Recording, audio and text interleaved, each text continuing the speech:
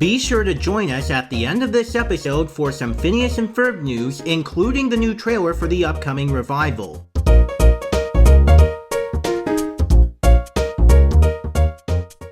Today, on a special Chibiverse episode of the Danville Discussion.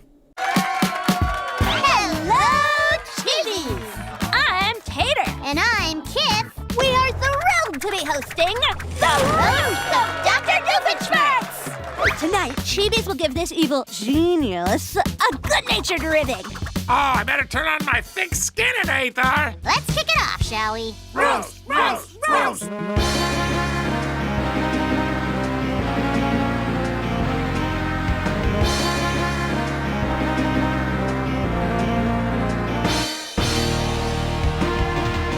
Hello everybody and welcome to the Danville Discussion, a podcast about all things related to Phineas and Ferb and beyond. I'm your host Caleb Dirksen, and some of you may know me from my YouTube channel of the same name as me, the one and only place for some web series related to animation such as Caleb Reviews. If this is your first time listening, well, let me enlighten you in regards to what this podcast is all about. It is usually a podcast that talks about shows set in the Dan Povenmire and or Jeff Swampy Marsh universe, also known as the Dwampyverse. Specifically, I'm currently going into each episode of Phineas and Ferb or Hamster and Gretel, and I go through all the cultural or in-universe references, some fun facts, and anything that might come up, and then finally, I end things off by giving out a roller coaster rating for each episode. But this time, I'm doing a special episode, and I'm going back into Chibiverse for Episode 7, which is Season 2, Episode 3, The Roast of Dr. Doofenshmirtz. If you want to check out more episodes of the Danville Discussion, then consider logging on to anchor.fm/Caleb-Dirksen, and it'll take you directly to the Danville Discussion website on Spotify for creators. Now, I might as well start things off with some listener feedback updates over here. Oh, we can't get to our song till we deal with our fan mail. Think you could help? Oh my gosh, oh my gosh, oh my gosh! Great, you can start with this bag. Now, this one comes from Spotify since I got an answer for an automatically generated Q&A through Spotify for Creators for the episode on Hamster and Gretel's Saturday Homecoming Fever and Dr. Eelgood, which is episode 14 of the podcast, and the automatically generated question was, what did you think about this episode? And this comment comes from a user named Robert and Rebabuka, all in one word, and they simply said the episode they listened to was amazing. Well, thank you for that comment, Robert, and I'm glad you enjoyed that episode. You are awesome. And that's the one piece of listener feedback I didn't read before because it was posted 2 years ago, and I didn't even think about the Spotify comments before. Anyways, that's all the listener feedback, and now let's get into our discussion of the Roast of Dr. Doofenshmirtz. Now, this episode first premiered on Disney Channel and YouTube on Saturday, August 3rd, 2024 as the 7th episode of the show overall, the third and final episode of Season 2, and the final episode to be in the variety show format that presents a series of Chibi Tiny Tales shorts with some chibis hosting, similarly to House of Mouse, as starting in Season 3, they're now doing half-hour episodes split into 3 7-minute segments that each have an original story with the chibi characters crossing over. Anyways, the episode begins with Tater, Ramirez, Humphrey from Primos, and Kiff Chatterley from, well, Kiff, introducing themselves as the hosts of a stand-up comedy show called The Roast of Dr. Doofenshmirtz, in which chibis will give a good-natured ribbing to the mad scientist himself, Dr. Heinz Doofenshmirtz. And Kiff and Tater start off with their roast right here. They say that squirrels go wild for nuts, so how could I not love Dr. Doof? He's the biggest nut there is! So now, we're gonna bury him. Oh. I asked my primos how to say complete failure in Spanish, and they said, El Doctor Doofenshmirtz! No me gusta! This then leads to some Chibi Tiny Tales shorts featuring Dr. Doofenshmirtz, all of which are Dwompiverse-centric, and these include Super Pet Pals, Life with Linda, and Phineas and Ferb Go to Space Mountain, which was previously named Space Mountain Mayhem on the original shorts standalone YouTube video. Now, I talked about all three of these shorts in a previous bonus episode of the Danville Discussion, which is episode 19a, so if you want to hear me talk about the plots of those shorts, you can go back there to listen. Anyways, let's go over the differences in the title cards. Starting with Super Pet Pals, the Chibiverse title card for that is in a brownish orange with the title in blue with red and yellow outlines, and the gag tag reads, "Not all heroes wear capes, some wear fedoras." That kinda made me laugh because I know not all superheroes wear capes, and it was even proven when I watched The Incredibles, especially when one of the characters, Edna Mode, is known to be against including capes on the supersuits, as in the Incredibles universe, they're known to cause damage to superheroes in certain situations, which is why Edna has a strict rule of no capes. Meta Man, Express Elevator, Dyna Guy, Snag on Takeoff, Splashdown, sucked into a vortex. No capes! Not only that, but Perry the Platypus is a secret agent, which counts as a type of hero, and he always wears a brown fedora on his spy missions. Then with Life with Linda, the title card in Chibiverse is in a similar color to the previous short, but the title is in orange with green and yellow outlines, and the gag tag is, "Sometimes ignorance is bliss," meaning that it's sometimes better not to know certain things, as the knowledge can be upsetting or cause distress, and this implies that a lack of awareness can lead to a more peaceful or carefree state. Finally, the Chibiverse title card for Phineas and Ferb Go to Space Mountain is in blue, with the title in red with a yellow outline, and the gag tag reading, "In space, no one can hear you scream," on a roller coaster. And that's especially ironic because it's obviously a reference to the 1979 film Alien, because one of the most iconic lines to promote the movie back then was, "In space, no one can hear you scream." But if you want my general thoughts on these shorts before going back to episode 19a to hear me talk about them in more detail, Super Pet Pals was fantastic. Life with Linda was pretty good, but I feel it could have done a little more with Milo Murphy's Law and Hamster and Gretel, other than Milo running from a rolling wrecking ball, Indiana Jones style, or Hamster and Gretel saving Linda's life by fighting Professor Exclamation and holding the bridge up. And the Space Mountain crossover was also pretty good, despite not doing a whole lot with Space Mountain. Now, in our next act, Kiff introduces Scratch the Ghost from the Ghost and Molly McGee to do his roast for Doofenshmirtz, but not without him thanking both her and Tater, who he describes as having more metal in her mouth than a goat at the tin can factory, since Tater does wear braces. He also mentions how he brought a wagon of vegetables because he thought they were gonna literally roast Mabel Pine's pet pig, Waddles. Then the actual roast begins. Dr. Doofus, can you invent a stop being a loserinator? You're a 47-year-old man and you keep getting beaten up by a platypus. Somebody call Marco. Get this guy a karate class. Then comes a round of Chibi Tiny Tales shorts without Doof, starting with 3 shorts based on Hailey's On It. The first of these is called Fortune Teller, initially aired on November 25th, 2023, in which Hailey and Beta are at the arcade and encounter a fortune teller machine, but keep getting nothing but the same fortune, in which Hailey is likely to have a crush on her best friend Scott, which she reluctantly refuses. For Chibiverse, the title card of this short is Rosy Brown, with the title in purple with blue and purple outlines, and the gag tag says, "I see in your future a funny Chibi Tiny Tale." The next one is Hailey's on the Matterhorn, aired November 11th, 2023, which is another crossover with a Disney attraction, Matterhorn bobsleds from the Fantasyland section at Disneyland. In this short, as you'd expect from the title, Hailey, Scott, and Beta are exploring the Matterhorn Mountain, but it becomes a bigger adventure when they encounter a Yeti and make an escape. Its title card here is blue, title in blue with red and orange outlines, and the gag tag is, "Are we there, Yeti?" An obvious play on words with the phrase, "Are we there yet?" But the joke is that it sounds like a Yeti like the one in this short is being asked if they're already there. And finally, there's Chaos Bot Picnic, released on May 18th, 2024, the same day that Hailey's On It aired what sadly turned out to be its final episode. In this one, Hailey, Scott, and Beta are trying to have a nice picnic without any interruptions, and they'll have to fight this army of robots to save their picnic. On the title card is a green background with a blue title and burgundy and yellow outlines, and the gag tag reading, "These kids and this teddy bear can't catch a break."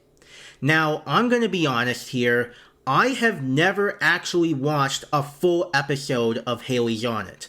I never even got to watch it while it was airing on Disney Channel, or especially while it was available on Disney Plus, because I am aware of the controversial removal of it from those places, as well as its unfortunate cancellation, which from what I've heard, left the show on a cliffhanger.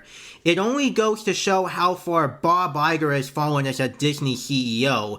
This is a guy who chose to send thank you messages to Chinese concentration camps, has engaged in various homophobic and transphobic practices, while choosing to lie to people about actually supporting the LGBTQ+ community, dishonored the memory of kids who died from terminal illnesses by not allowing Spider-Man or Iron Man to be etched on their gravestones, has chosen to milk the graves of dead actors for money, and butchered several timeless classics like Star Wars and Disney's own animated films with the sequel trilogy and most of the live-action remakes respectively, just so he could shift the company's focus to exploiting nostalgia solely for money.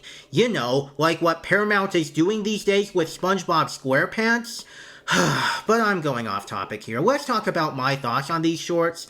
And I will say, they are pretty okay, but because I haven't gotten into Hailey's On It, I can tell that these shorts are made for fans of the show way more than newcomers like me, so I'd have to actually watch the show in order to fully understand the context of these shorts.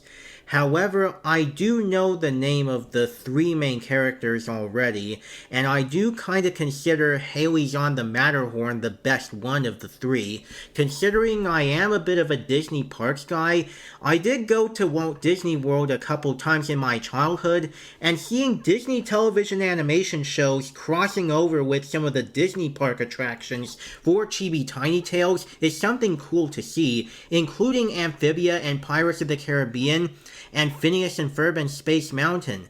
And speaking of this subject, there's actually another short of this kind later on, so stay tuned. On to the next act, Kiff introduces Marcy Wu from Amphibia to the stage, but since Marcy isn't exactly known for roasting, she tries to do the job by turning herself into Darcy, the evil version of Marcy who was transformed from being possessed by the core on account of King Andreas during Season 3 of the show. She then proceeds to do her roast on Dr. Doof in this next clip here. Darcy is back, baby! Dr. Doof, you stupid, shameful, pathetic excuse for a villain. The only thing you've ever made that works is your innator self-destruct button, because deep down you know you're a weak, worthless clown incapable of accomplishing anything. I could mold a firmer backbone from an expired tub of cream cheese, which is coincidentally the only thing in your sad bachelor fridge because your wife left you. This is a tone change. You say that Perry the Platypus is your greatest enemy, but if you really want to meet your greatest foe, all you have to do is look in the mirror! But then Sasha Waybright comes in and disconnects Darcy's core-possessed helmet by slicing the wires with her pink sword, like she did in the penultimate episode of Amphibia, All In, to defeat Darcy and bring back plain old Marcy. It then leads into another batch of Chibi Tiny Tales shorts, starting with the Proud Family short, The Proud Family on Big Thunder Mountain. First aired on November 12th, 2022, which, as you may have guessed, is another crossover between a Disney animated series and a Disney park attraction. In this case, it's The Proud Family and Big Thunder Mountain. In here, we see the eponymous Proud family, teenage Penny, overprotective father Oscar, his wife Trudy, and baby twins Bibi and Cece, all on a road trip, but Trudy points out a billboard sign advertising a snack convention at 2 p.m., and Oscar discovers that he's late because he is the owner and founder of the infamous Proud Snacks, a snack product that absolutely no one likes because the taste is really bad. And it gets even worse because they end up stuck in rush hour traffic, and the only way to bypass this is to go off the road and, well, go on board the Big Thunder Mountain Express. As for the title card, it's rosy brown, with the title in violet with a yellow outline, and the gag tag is, Proud Snacks Taste Delicious, to a goat. Because at the end of the short, a goat is eating a bag of Proud Snacks and is one of the only living, breathing beings on the planet that actually likes the Proud Snacks. As a fan of the Proud family myself, and maybe a bit of the recent reboot Louder and Prouder, and I say maybe because I found Season 2 to be a big disappointment, with episodes like Grandma's Hands being the absolute worst, and Juneteenth being a badly handled anti-racism episode, I thought this was a fun little short showing how the Proud family and a Disney park attraction like Big Thunder Mountain would go together, and it turned out pretty well. Next is the Amphibia House 2, Back to the Swamp, which is the second crossover short of Amphibia and the Owl House, which aired on March 30th, 2024. It's basically the same thing as the first short, which aired the year prior, but instead of Ann and the Planters from Amphibia visiting the Boiling Isles from the Owl House, it's now Luz, Ida, King, and Hootie from the Owl House going through the folding door portal into Amphibia and visiting Ann and the Wartwood gang before going back to the Boiling Isles before the portal closes completely. Yet still though, a very nice short, especially as a fan of both shows. The ending kinda creeped me out though when King lost his signature skull mask in the Amphibia universe. Now he looks like a cat or a dog with a bird's beak for a mouth. And fitting enough, the title card is in green with a turquoise title with a violet outline, and the gag tag describes this as a non-canonical romp. Because of course, both of these crossover shorts are not really connected to the story arcs of the actual shows they're based on. Then we have two Kiff shorts, the first of which is Super Slide, aired on June 10th, 2023. This one finds Kiff putting on a special kind of oil that makes her go the fastest when she loses a water slide race to Barry. However, this takes her all across the world rather than just sending her to the finish line. Title card is in blue, title is in light blue with an orange outline, and the gag tag is, the laws of physics in the Chibiverse have yet to be fully understood. The second Kiff short is Bounce House, aired on March 16th, 2024, which sees Kiff and Barry discovering a unique bounce house and having fun inside it, but then they get kicked out by a family of balloon people who turn out to actually own the house, and later discover a life-size gingerbread house with amazement. Title card is in brown, the title in yellow with a purple outline, and the gag tag is, going into a jump house that's not yours is bouncing and entering, which I chuckled at as the joke of bouncing and entering is breaking and entering, which as you all know, it is illegal to go into an actual house that isn't yours without permission, and that's called trespassing. My thoughts on both of these shorts, they are cute, but I haven't watched any full episodes of Kiff yet still. I still find these shorts both okay nonetheless.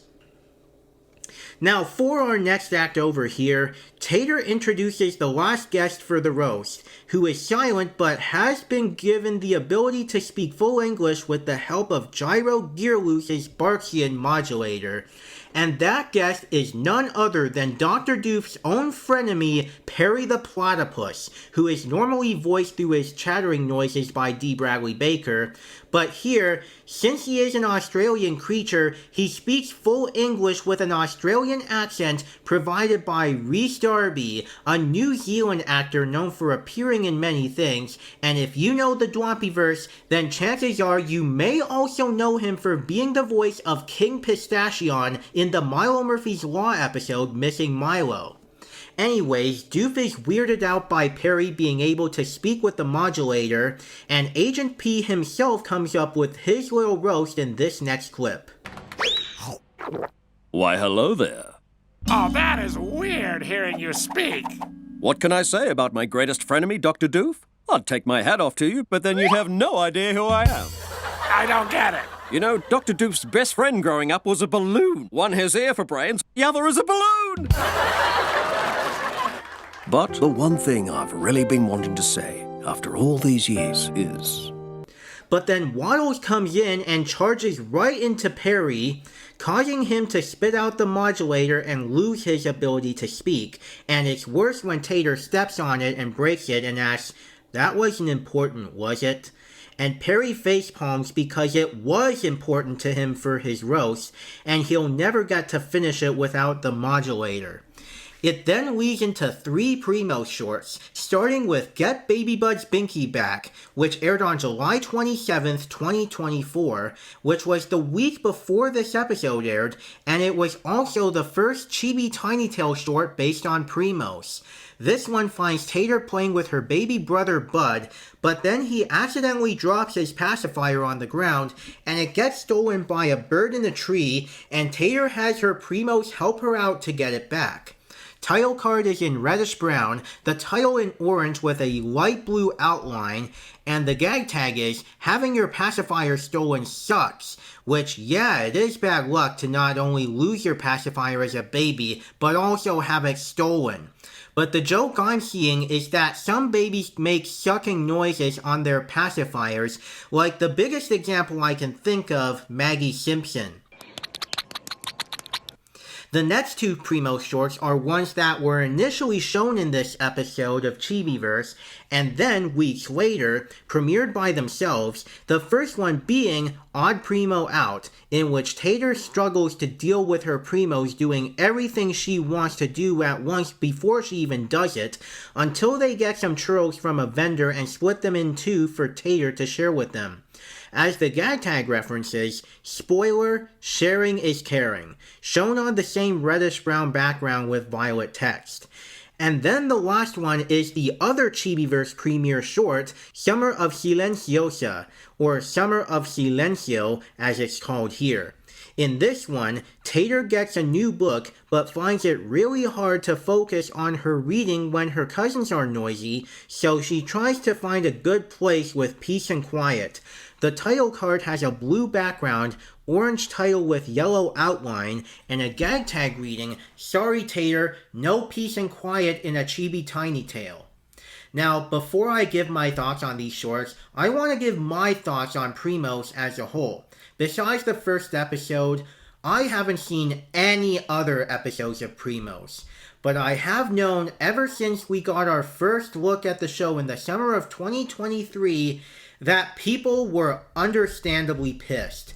Whether it be the original name of Hacienda Hills being Terremoto Heights, the original name of Lucida being Kukita, the accusations that the Primos were perceived racist stereotypes, or that it's a blatant ripoff of the Casa Grandes, or the lyrics of the theme song infamously saying Oye Primos and not Oigan Primos, which the latter I think was kinda meant to be the whole point since Tater's Spanish grammar isn't the best, and I heard they do address that in an episode called Summer of the Mixtape. Like, people were absolutely ready to hate this show when it would come out. But, as a result of the changes, except that one lyric, the hate started to slowly go down by the time the show premiered last summer. So, with that said, I watched the first episode when it came out, and I'd say it was alright. Not a great start, but it was certainly much better than what people initially thought it was going to be, and I'm glad those changes happened. I have yet to get further into the show, but that first episode was not that bad actually. Now on to the chibi shorts of Primos. These are actually even better than the show for me personally. The chibi art style gives them a cuter look. I like the use of Tater grabbing her own hair when she finally has had enough of her cousins ruining her peace and quiet while reading, which is really expressive. And I even appreciate some of the messages they convey, like how one person or a big group of friends sharing with you is better than you being labeled as the odd one out, while everyone else does everything you want to do before you even get to do it. They're all pretty enjoyable Chibi Tiny Tales shorts, even if I've only seen one episode of Primos. Now for our next act, Kiff introduces the new guest of honor while Perry is feeling depressed, and that turns out to be the subject of the roast, Dr. Doofenshmirtz, who explains that the reason he agreed to be insulted by other chibis is so that this whole roast will help him take over the entire Chibiverse. He then reveals his I'm rubber and you're glue and whatever you say bounces off of me and sticks to you-inator, which has charged up as a result of the Chibi's comedic insults to the point that they'll be shot with sticky glue. It's worse that the machine has no self-destruct button either. Perry then attempts to attack, but Doof shoots some glue out of his handheld glue gun, and that leads into the last 3 Chibi Tiny Tales shorts of this episode, and of the entire first 2 seasons. The first of which is the Phineas and Ferb short, The Ballooninator, which is another short I've already talked about back in episode 19a of the podcast, if you want to listen to me talk about the plot of that. But here, we have the title card of the short in brown, with a blue title in yellow outlines, and the gag tag says, Agent P is about to pop Doof's plans. For right now, I'll simply say that I really enjoyed it, and it was a popping good time for me for a lack of a better description. The other 2 shorts are based on the Zombies movies. The first one is called Unlucky Bucky, which actually first premiered in this episode and wasn't released by itself until March 17th, 2025. In this one, the vain Bucky breaks a mirror, leaving him with bad luck no matter where he goes, and it's up to him to find a way to break the curse before he gets majorly injured. Title card for this is in green with a purple outline around the green title, and the gag tag stating that we went with this idea because Addison is hard to rhyme with. The other zombie short is The Problem with Pom-Poms, which was also first shown in this episode before being released by itself on April 4th, 2025. In here, Addison is in cheerleading practice when Eliza is concocting a new growth serum, but the serum gets knocked off and spills onto one of Addison's pom-poms, turning it into a sentient monster. Now the cast of zombies must act fast to stop this curse. Title card in reddish brown, title in pink with violet outlines. The gag tag says, "These pom-poms have got spirit. Evil spirit." I still haven't watched the actual Zombies franchise, and as a result, I don't really have much context as to what's going on in these shorts. In other words, a close 6 out of 10 for me with both of them. And now on our final act, Doof is about to activate his inator and use it on his critics, while Kiff talks about how he finally pulled it off this time, and that causes some sparks to go out. Then Tater wonders if that means Doof is an actual genius, and some more sparks come out, causing a near power failure on the inator, and Dr. D realizes that those were compliments and the machine was only programmed to work through insults. This leads to all the chibis coming up with all sorts of compliments for Dr. D, which cause his inator to ultimately fail and explode glue all over himself, right to a wall, and Doof laments about his defeat. I gotta admit, Dr. Doof actually pulled it off this time. Does this make him an actual genius? What? No, stop! The Ray's only programmed to work off insults, not compliments! You know, Dr. Doof, you really know how to rock a lab coat. And you turned being evil into a thriving business. It's impressive. No, you'll break my eraser! Stop! And I actually like that you seemingly have no shoulders. Oh, my evil plans are ruined! At least the explosion cooked up all of Scratch's vegetables, serving the chibis a literal roast. Then Tater asks where Waddles is, and in front of Mabel, he looks like a roasted pig with the apple in his teeth, but he simply eats it, and that ends the episode. Now, for my thoughts on this episode, I will say the main story and the chibi animation were once again very solid, and the original shorts that premiered in this episode, like the 2 zombie shorts and the second and third Primos shorts, do help this episode to stand out more. I did enjoy many of the roast scenes as well, and having Perry talk was very absurd but still a nice addition. Like, imagine if he actually had something like that voice modulator attached to him in an episode of Phineas and Ferb, and he actually spoke with Rhys Darby's voice rather than just D. Bradley Baker's animal noises. The only things I'm kinda iffy the most about here are the zombie shorts, since I haven't seen the actual movies or the reanimated series yet, and the Kiff and Hailey's On It shorts are mostly just okay since I haven't watched those shorts yet either. But at least with those, I kinda understand a bit what's going on. Is it as great as the last 2 Chibiverse episodes I reviewed, like the Great Chibi Mix-Up or the Chibi Quiz Challenge? Not really.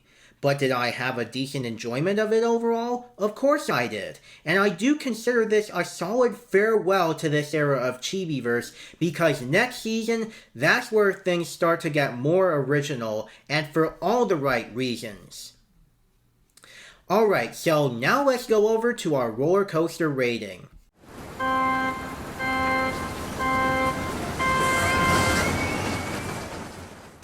For this episode of Chibiverse, I think I'm gonna give it 8 roller coasters full of roasted vegetables out of 10. It isn't the best considering that I am still a newcomer to Kiff, Zombies, and Hailey's On It, although I did really enjoy the Primos shorts even more than the show. But all the other shorts as well as the main plot were pretty enjoyable, and I am happy that the variety show era of Chibiverse ended on a high note. We'll see where the crossover storytelling era from Season 3 onward takes me when I eventually review another episode someday.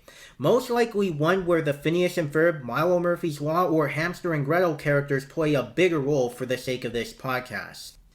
Alright, now we're gonna take a break, and when we return, before we end things off for the day, I've got some special news to share. And I'm sure you know what I mean, because one of the most highly anticipated revivals of the year, if not the most highly anticipated revival of the decade, has recently dropped a new trailer and plenty of promotional publicity for it. So stick with us after the break, because the boys of summer themselves are gonna do it all once again.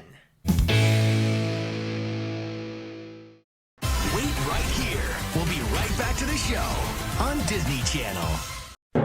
From the creator of the Danville Discussion, 2 different kingdoms, 2 clashing armies, one epic battle between good We never give up. and evil. Your army will never stop mine. The Battle of the Tri-Kingdom area of Phineas and Ferb fanfiction, new chapters every month on DeviantArt.com/CalebDirksen20 and Patreon.com/CalebDirksen. This episode of the Danville Discussion is sponsored by Patreon.com/CalebDirksen and the incredible supporters over there, who each month get tons of rewards, such as 2-day early access to new episodes of this very podcast, as well as 1-week early access to new chapters of ongoing fanfiction, 2-day early access to new YouTube videos, including Caleb reviews, plus our exclusive bi-weekly newsfeed, commission requests, and many more. As well as access to an hour-long monthly Discord chat for $50 a month or higher patrons with a Discord account. So we invite you to join the family today to get even more benefits throughout every month. head to patreon.com/Caleb Dirksen. That's patreon.com/CALEB, that's Caleb, DOERKSEN, that's Dirksen. Patreon.com/Caleb Dirksen. Link is in the description of this episode.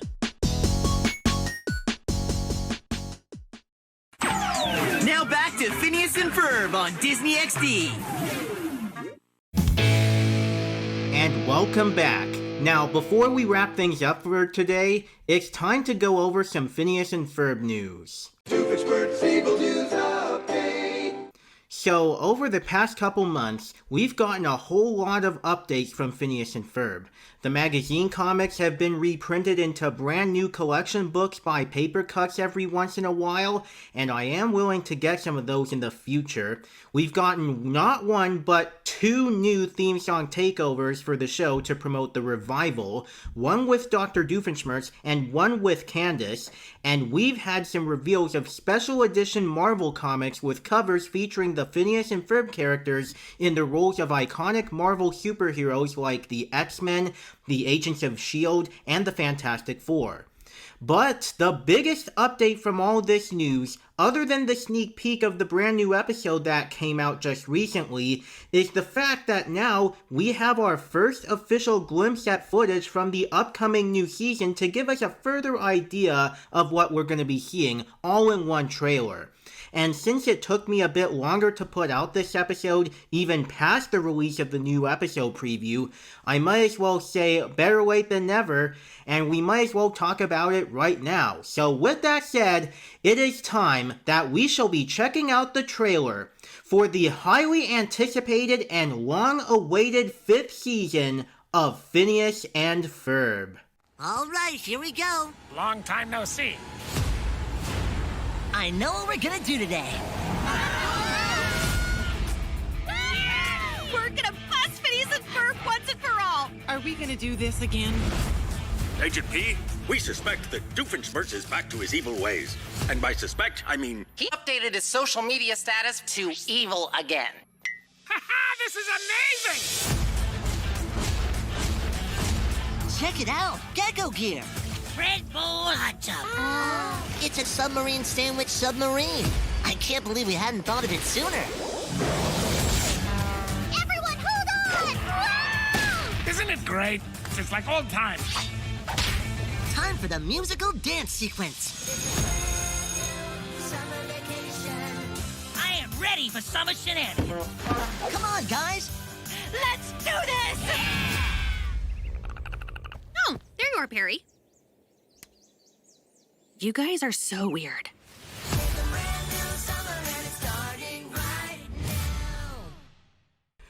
And that was the trailer for Season 5 of Phineas and Ferb, in which the revival has been stated to be coming out on June 5th on both Disney Channel and Disney XD in the US, and then the next day, June 6th, on Disney+.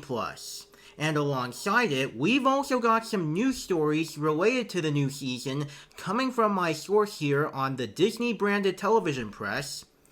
Disney branded television is rolling out the teal carpet for the highly anticipated return of the 5-time Emmy Award winning and BAFTA nominated Phineas and Ferb. The new season will premiere on Thursday, June 5th at 8 p.m. Eastern Pacific on Disney Channel and Disney XD with 2 episodes, and the first episode will be available on the same day on the Disney Channel YouTube, which, by the way, has just been rebranded as a Disney Channel animation channel, whereas the Disney XD YouTube channel just got rebranded under the Disney Channel name for live action content. Because, let's be real, the Disney XD brand is obsolete all around the world except for the United States, Poland, and Canada under Chorus Entertainment. Continuing on, the first 10 episodes of the season will premiere on Disney Plus in the US and select international markets on Friday, June 6th, with additional markets to follow later this year. Jumping forward, to celebrate the premiere, Disney unveiled a brand new trailer and key art as part of today's announcement. In the new season, Phineas, Ferb, and the crew tackle another 104 days of summer and are set for exciting new adventures featuring some unforgettable milestones. The boys will break several world records, Candace will take her driver's license test, and Perry will finally make a trip to the vet. The return of Phineas and Ferb marks a major summer event for Disney, the leading destination for kids and family content, supported by a slate of exciting multi-platform content and merchandise throughout the year, including original animated shorts, music releases, and collectibles. Highlights include the following. New animated shorts begin rolling out this summer on Disney Channel, Disney Plus, and other Disney-owned YouTube channels. And these include Cartoonified with Phineas and Ferb, which gets a fresh twist as the dynamic duo interviews real-life celebrities reimagined and drawn in the iconic animation style of the series. In other words, we're technically getting a reboot of Take Two with Phineas and Ferb in a way.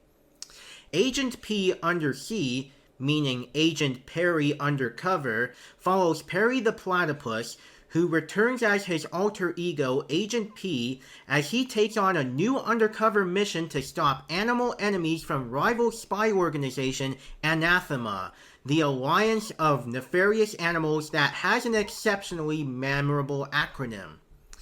Additional new episodes from the flagship short-form series include the Emmy-nominated How Not to Draw and theme song Takeover, featuring Phineas, Ferb, and more. New products. Fans can look forward to an exciting array of all-new collectibles, comics, apparel, and more. Select items are available now with additional releases coming soon, including the first ever Funko Pop line that is inspired by the series.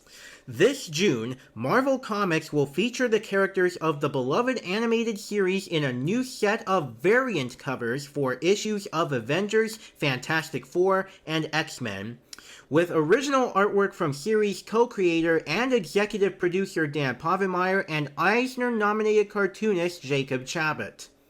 Phineas and Ferb Classic Comics Collection Volume 3 includes more of the duo's comic adventures in the original release order. Many never collected in a trade paperback before, which you can get now. And we've also got a Volume 4 on the way this month too. New music. Celebrated for its original hit songs, the new season returns with a brand new lo-fi album and soundtrack. The album, Lo-Fi Phineas and Ferb, will be released and has already been released for you to listen right now as I'm recording this on May 9th and will feature 10 songs from the original series reimagined in a relaxing lo-fi style. The original soundtrack, including 13 songs, will be available on June 6th on Spotify, Apple Music, Amazon Music, and other digital platforms. So that's what it says right here, and now let's go over my thoughts on the trailer that we just saw. Yeah, you know what? Even after all these years, Dan and Swampy have still got their touch here, and I cannot wait, especially since I just finished catching up with the Dwampyverse, including Milo and Hamster and Gretel.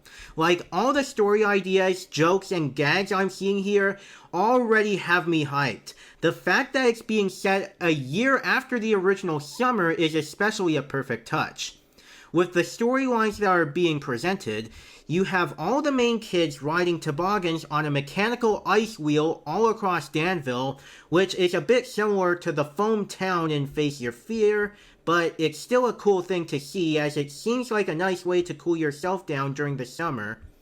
And then there's some sort of massive playground that they're building, I think it is, which I know I've seen some similar things before, but this is just a clue I found when looking at one of the leaked screenshots for the episode that it's in, so I'll have to wait a little later to see in full what it is. Then there's one where the boys invent gecko gear and use it to climb walls and bounce all across downtown, which I know is going to be highly creative. Then a submarine sandwich submarine, which is going to be the plot of the first segment of the second episode, which was formerly titled Appetite for Adventure but now got renamed Submarine Sandwich Submarine. That's honestly one of the most creative story ideas I've ever heard of. A submarine vehicle modeled after a submarine sandwich, and they're going to explore the undersea world with it. And then check out this part with the musical dance sequence. There's going to be another dance number like Disco Miniature Golfing Queen where the main characters are in 70s disco attire. I can't wait to see that in one of these episodes.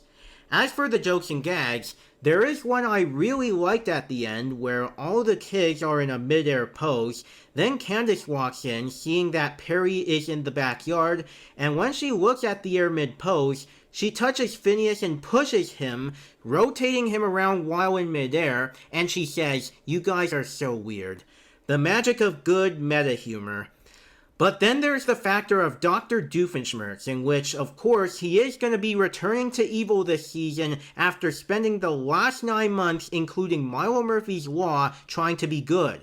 In fact, because this is in a floating timeline like many other cartoons despite everyone aging up another year, and these shows have to get with the current times as a result, they show that Doof has shared an Evil Again post on this Instagram-like social media app, and obviously it has 0 likes because nobody in Danville is going to care about that.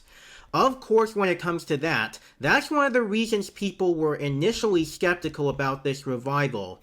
Because Last Day of Summer was the perfect ending to the original run of the show and showcased the start of Doof's redemption arc, which would continue in Season 2 of Milo Murphy's Law. And seeing him return to evil here is kinda surreal. The same goes for Candace, who got a ton of character development in Candace Against the Universe and took a break from busting so much after the original run, with the exception of some post-summer episodes like Happy New Year, but eventually started doing her usual busting shtick again here. But even with all of that, my point still stands that I am completely fine with the show going back to the status quo, because that's what made this show work in the first place. Candace's busing subplot and the Perry and Doof subplots where Doof is doing his usual evil schemes are really enjoyable for me alongside the main plot with Phineas and Ferb. And let's be real, as good as Milo Murphy's Law Season 2 was for me personally, most people like Doof's evil self in the show more than his redemption arc in Milo, since most of those people weren't really big fans of Doof's inclusion in there as they felt it kinda ruined the show. And I do understand where they're going with that. Plus, I feel like people who were worried about Candace busting her brothers again after what she went through in Candace Against the Universe are actually missing the point and forgetting the reason why Candace tries to bust her brothers. That just because she had plenty of character growth in that movie doesn't mean she'll actually stop trying to bust Phineas and Ferb for good. And they even proved it chronologically with episodes like Phineas and Ferb Christmas Vacation, For Your Eyes Only, Happy New Year, and the original finale Last Day of Summer, that even after the original summer, she'll still try to get her brothers busted, even when she isn't, in stuff like the later Halloween specials and the Phineas and Ferb effect. So Doof's return to evil and Candace's return to prominently trying to bust her brothers, I feel is probably the best route for them to go with this revival. And then we have the animation. Now, we've all been there before. Ever since Candace Against the Universe was being promoted in the summer of 2020, fans have been complaining about the animation looking different. And with that movie, the animation facilities were at Urim Productions for the first act, Synergy Animation for the second act, and Snipple Animation Studios for the third act. Back then, both Urim and Snipple were new to animating for Phineas and Ferb, so they had to try and gain more experience with it while working on the film. And also there was the COVID-19 pandemic, which also affected some scenes. And as a result, people complained about how the animation was terrible, how inconsistent the movements, line art, and models were, and how they claimed that Snipple was the one animating the first act, when it was Urim who did it, considering the overly thick lines, inconsistent character models, and awkward movements, which, looking at Dan's recent work, I don't think Snipple's parts looked anywhere near as rough as those of Urim, but Synergy was the best of those three. And speaking of which, Hamster and Gretel had that similar uproar when its first clip from the pilot was released, which I will admit Snipple's animation was pretty rough in the first episode of that show, but it did get better later on. And hey, at least they didn't bring Yurem on board because they knew that Yurem wouldn't be quite fit for Hamster and Gretel after Candace. So the animation providers on it have been Snipple and Synergy. Which now brings us to this revival, and I knew this was going to happen again, but once again, most people on places like Twitter do not like how the animation looks here, saying it's a complete downgrade, all because most of the first batch of new episodes is done by Snipple, which some sources have said might be the only studio doing this. And I hope this isn't really the case, because Synergy is without a doubt the best animation company for the Dwampyverse shows. I will have to look at the credits at the end of each episode to find out though. But in all honesty, regardless if people come after me or not, am I one of the only people who doesn't mind this new look? It's a similar situation to Shrek 5 for me, where I think people are just making mountains out of molehills, with Dr. Doof's mountain out of a molehillinator when it comes to this new look and feel for the revival. And yes, I had to make that joke. I mean, I will say that Season 4 definitely has better animation than this, and that's saying something since Season 4 was the best that Phineas and Ferb has ever looked, but I really wouldn't say it's all that bad, like, not as jarring, stiff, or even rigged as most make it out to be.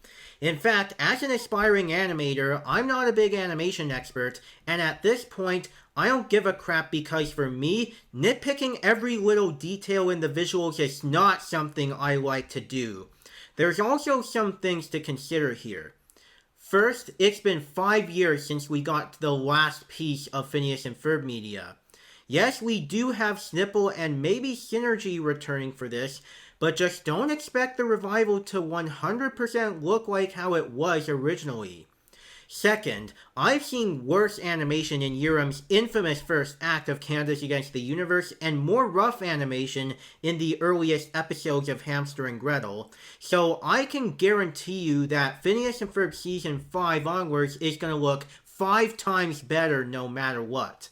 Third and lastly is about Snipple, and I think it's time we start giving them a chance with these projects. Everyone falsely blamed the 2020 movie's animation in the first act on Snipple for 4 years. 4 years! And they never had any contribution to that part of the movie. That was on Yurem. If you're still not convinced, let me explain to you again. So, if you haven't heard, last year, an intern working at Snipple while doing some of the animation for Candace Against the Universe confirmed that they actually animated the third and last act of the movie, including the Us Against the Universe song finale. This means that the real studio who did that infamous animation for the first act was Yurem Productions, and the middle act was Synergy. And a friend of mine on Blue Sky and YouTube actually asked a storyboard animator from Snipple on a Hamster and Gretel animatic video if they used rigs or not, and it turns out that the animation for Hamster and Gretel and the Phineas and Ferb revival does not use rigs at all. And this user's handle for the storyboard animator that commented is by the name of Full Chain Animation, and they say, for Hamster and Phineas and Ferb, there are no rigs. It's just a bunch of really skilled assistant animators and in-betweeners that give it that look. The Teen Titans IFRC, or Teen Titans Go, I think they mean, was actually using rigs, and a bunch of other shows meant for their cutout animation department. But DuckTales, Big Hero 6 the series, Phineas and Ferb, and Hamster and Gretel were all manual. Every now and then I would use rigs in the rough animation, but at cleanup stage they would go over them manually, which is how we got that look that might sort of be rigged, but not really. Mostly it's just we paid great attention to how consistent the drawings were, without over-animating them. And that's where the comment ends, so people, you call Snipple's animation for the Phineas and Ferb revival and Hamster and Gretel rigged now? So yeah, would I say that the animation in the Phineas and Ferb revival is perfect? No, not really, considering that there are some parts that do look inconsistent with the rest of it. But does that mean it looks bad? Of course not. In fact, I kinda like it still. And again, believe me, I've seen animation in TV shows that looks 10 times worse, such as Mr. Bircham, Alan Gregory, and Adult Party Cartoon. And I think this whole thing with nitpicking every single little detail on something that's not even that bad seriously needs to die off. So that's the Season 5 trailer, a really good trailer, a really good first look at what the revival is going to look like, and now let's go over all the other announcements I've mentioned, beginning with the short-form series based on the show. With Cartoonify with Phineas and Ferb, this one is really interesting to me since this is technically a reboot of Take 2 with Phineas and Ferb, except this time, whereas Take 2 is a blend of flash animation and live action, this one is going to be completely animated, where all the real-life celebrities are going to be fully redrawn in the main show's animation style. Then we've got Agent P Undersea. This should be a fun one since it follows Perry from the OWCA, the Organization Without a Cool Acronym, as he thwarts an evil animal spy organization, Anathema, the alliance of nefarious animals that has an exceptionally memorable acronym, which I just love how they brand themselves the same way as a contrast between each other. Next are the new products that are going to be happening besides more volumes of the Paper Cuts Classic Comics collection. Guys, we are finally getting something that has never been a thing before. We now have actual Phineas and Ferb Funko Pop figures. This is something I've wanted to see happen for a very, very long time. And we have our first look at the first batch of these figures, which I just looked up and found on the Phineas and Ferb subreddit.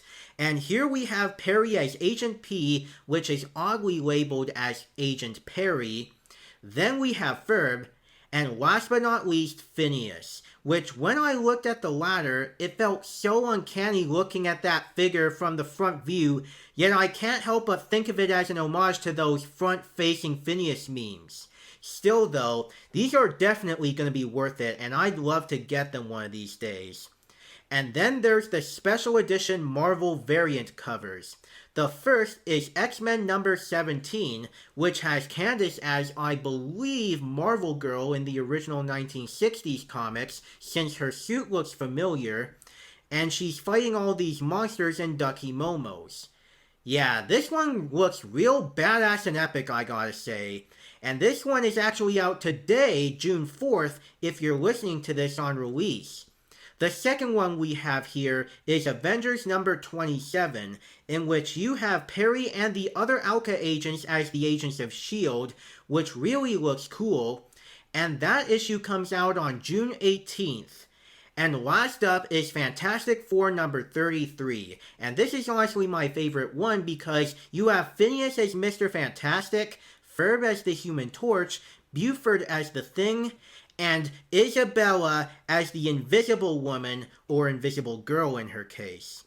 This is especially my favorite one because, not counting her more magical girl-like appearance as the Rainbow in the Team Improbable sequence in Out of Tune, I've never seen Isabella appearing as an actual superhero in any Phineas and Ferb media before, let alone in the role of one of the Marvel characters, although one official piece of art depicted her as Black Widow. But this issue is going to be out on June 25th. Last up is music. Beginning with the newly released Lo-Fi album, I feel like this would be a relaxing feat while I'm staying focused on some work, so I'll have to hear it for myself later down the line. Also, that artwork of Phineas and Ferb in the backyard with their blueprint and Perry standing by them, that's a really nice homage to that lo-fi girl studying on paper with her cat that you often see in these lo-fi music compilations on YouTube. As for the Season 5 soundtrack, we now have one song released from it as a single along with the sneak peek, which is the first song that is officially titled Summer is Starting Right Now, but I'll have to wait until it comes out to listen to the rest of it. But that's all the announcements, and we now have the official titles and synopsis for the first batch of episodes airing on Disney Channel and Disney XD this month.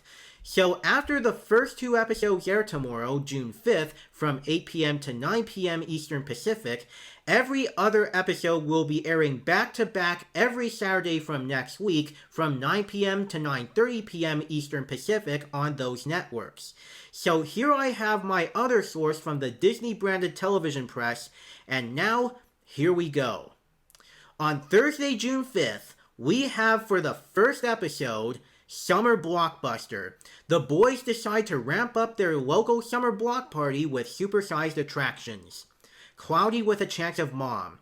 The kids work to save Mom after she is hit by Doofs and Tater. And then for the other episode, Submarine Sandwich Submarine.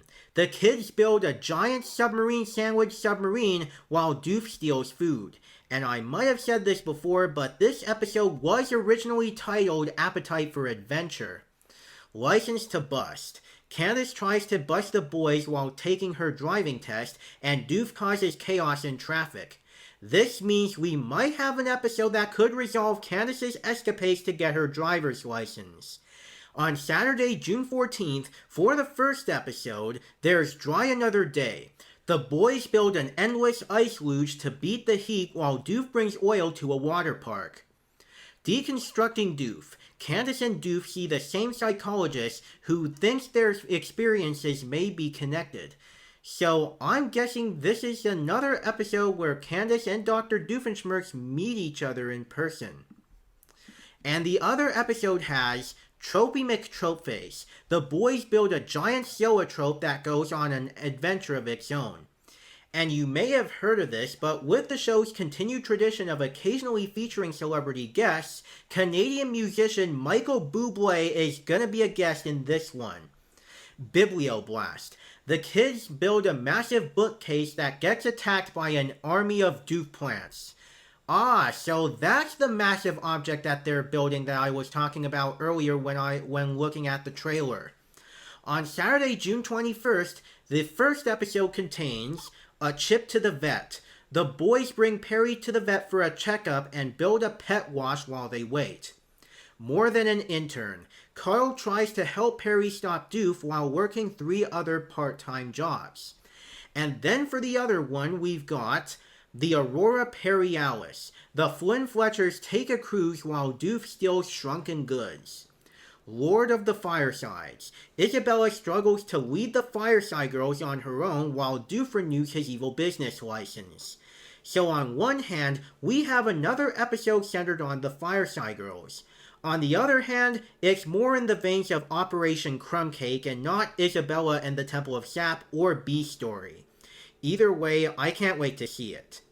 And lastly, on Saturday, June 28th, the first episode is gonna give us The Candace Suit. Candace puts Mom in a Candace costume in hopes that she'll finally see the boys' invention. Agent T-14. Stacy takes on an agent role with Alka to rescue Perry from some evil scientists. This is what I've been waiting for, everybody. After barely doing anything with this storyline following Happy Birthday Isabella and Drusselsteinoween, we finally have an actual Stacy and Perry episode. So I'm hyped for this, as you can tell. And then the last one airing in June features The Haberdasher. After Doof turns into a Mothman and eats Perry's hat, they pay a visit to the Alka Haberdasher. Out of Character. The boys build a space adventure film set to help Baljeet learn to act. And the other 2 episodes out of the first 10 that are going to be on Disney Plus on June 6th include Season 5 Episode 9, Meep Me in St. Louis, and Season 5 Episode 10, No Slumber Party and The Ballad of Bubba Doof, but they aren't going to be airing on television until next month. So, if you're willing to watch the first round of the Phineas and Ferb revival, then keep in mind that the first 2 episodes of Season 5 will be premiering tomorrow, Thursday, June 5th, starting at 8 p.m. Eastern Pacific on both Disney Channel and Disney XD, and then the first 10 episodes will be out the next day on Disney+. And that's all that I'm going to be talking about today, so thank you guys so much for listening to this episode of the Danville Discussion. As for me, you can find me on my Facebook page at Real Caleb Dirksen, on my Tumblr and TikTok pages at Caleb Dirksen2 with the number 2 at the end and all in lowercase, on Instagram at Caleb.Dirksen for my main page, or at Caleb Flynn Fletcher for my alternate page, on Threads at Caleb.Dirksen, on DeviantArt at CalebDirksen20, and on Blue Sky at CalebDirksen2.bsky.social. Plus, you can add me on Discord by entering the username Caleb Reviews, all in one word and all in lowercase. You can also find me on YouTube, just search for Caleb Dirksen and look for the icon of me as a soldier. And if you want to give the most support for this podcast and get some great rewards, including getting access to new episodes ad-free and 1 to 2 days early, then please consider joining me at patreon.com/Caleb Dirksen. Special thanks to everyone who has followed or supported me on Patreon, including Kalila Shaw, Sue Friend, Brock Clifton Friend, Nathan Smith-Trovich, and my free patrons Gilbert Gann, Alex the Videomaker, Juan Almendarez, Ronnie Whitfield, and Matheson Mullen. It really means a lot to me. As for this podcast, we are available to listen on Apple Podcasts, Amazon Music, Audible, Good Pods, YouTube Music, iHeartRadio, Spotify, and we're now also on CastBox, Overcast, and Pocket Casts. So if you have an account and an app for one of those, you can search for the Danville Discussion and start listening there. Plus, you can also find us on Spotify for podcasters by using your Apple or Android device or going on the web at anchor.fm/Caleb-Dirksen, and it'll take you directly to the Danville Discussion page on Spotify for creators. If you liked what you've been listening to and you'd like to help us get discovered, then please hit that subscribe button on the podcast page. Please rate and review this show with 5 stars on Apple Podcasts or any other podcast service, and please tell your friends about it. That would be so great. And if you were watching this on YouTube or listening to this on YouTube Music, then press that like button on our episode and leave us a little comment with your thoughts on this episode of Chibiverse.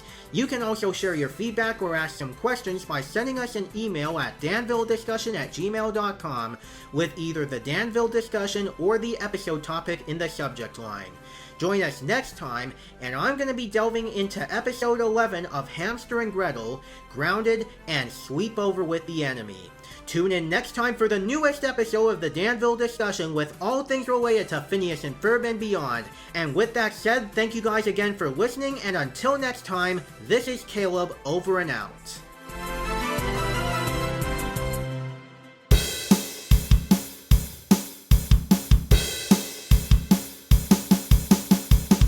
This podcast was created strictly and only for entertainment and information purposes. It is not endorsed by the Walt Disney Company, Disney Television Animation, or their affiliates. All and any names, images, clips, sounds, or other items related to Phineas and Ferb, Milo Murphy's Law, Hamster and Gretel, and other Disney properties are trademarks and or copyrights of their respective holders.